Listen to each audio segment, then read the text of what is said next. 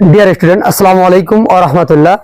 এখন আমরা শিখব অষ্টম শ্রেণী গণিত 4.3 x square minus 2x minus 3 ও x square plus 2x minus 3 এর গসাগু কত।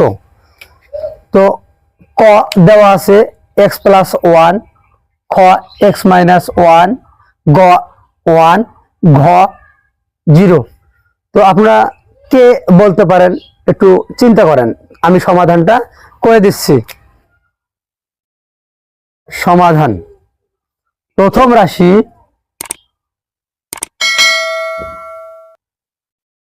x square minus 2x minus 3 equal 3 আর x 3x square, x square minus 3x plus x minus 3।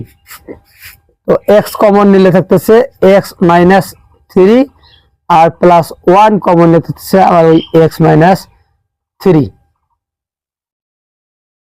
Equal x minus 3 into x plus 1।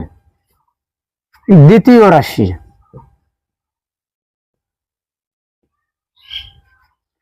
x square plus 2x minus 3 equal x square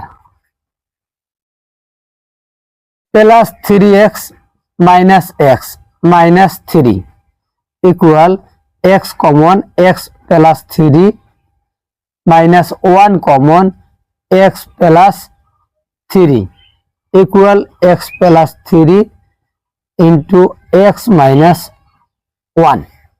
তাহলে এখন দেখি এটার গসাগু কি। গসাগু হচ্ছে উভয় রাশিতে যদি মিল থাকে তাহলে যেই পদটা বা রাশিটুকু মিল থাকবে উৎপাদকে সেটাই শুধু অ্যান্সার হবে।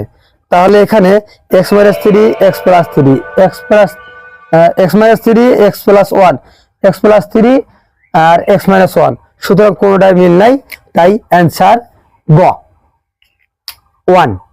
তো গসাগু যখন না মিলে তখন অ্যান্সার হয় শুধুমাত্র 1। তো আশা করি বুঝতে পারছেন। ভালো লেগে থাকলে অবশ্যই লাইক দিয়ে পাশে থাকবেন। আসসালামু আলাইকুম ওয়া রাহমাতুল্লাহ।